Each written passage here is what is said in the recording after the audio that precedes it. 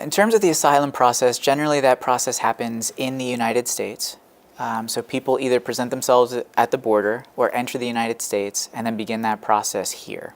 More than 40 million people across the globe have been forced to flee their homes as a result of war, famine, and political instability. Passing the credible fear test is not an easy ticket to legal entry in the United States.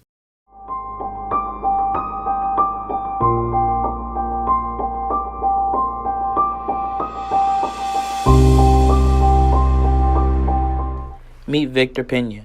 Victor, who is a student at Eastern University and also plays basketball, took the time to share with me his experience dealing with the asylum period. I am 20 years old. I came to the United States to follow a basketball dream and to go to school. My family and I decided that it was better for us to come to the States for a better future, for us especially for both of my little brothers. Both my brothers can have a better education. My parents started working on the process to migrate to the States. In terms of asylum, it's complex. It's limited in terms of who the law allows to claim asylum. Asylum is not just for people who fear returning to their home country. There are certain legal standards that are somewhat rigid.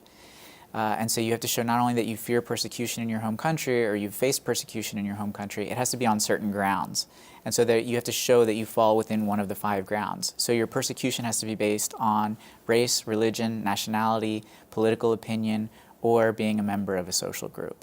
And you have to show that you legally, given your circumstances, fit into one of those categories in order to be granted asylum and remain in the United States. To see my family struggle and go through immigration, it was a hard time for us as a family because of some economical encounters, and it made us doubt our faith in God. Because when I realized all the struggles, they were not able to get jobs right away. It was a hard time to get money or some type of income for food, laundry, and clothes. For my little brothers, it was a hard time for them in school because of the language barrier.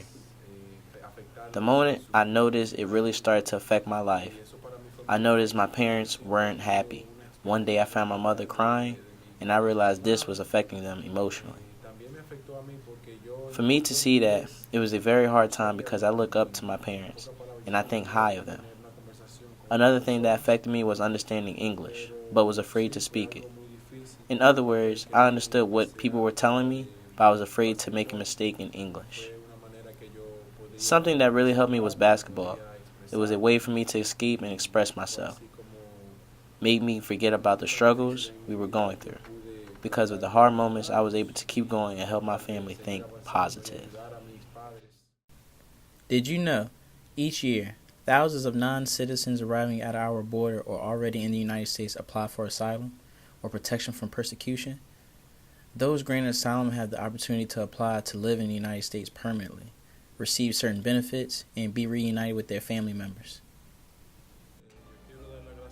I want to thank God because I feel blessed and to have the opportunity to come to the United States. Also, to have the opportunity to go to a university in the U.S. and to play basketball.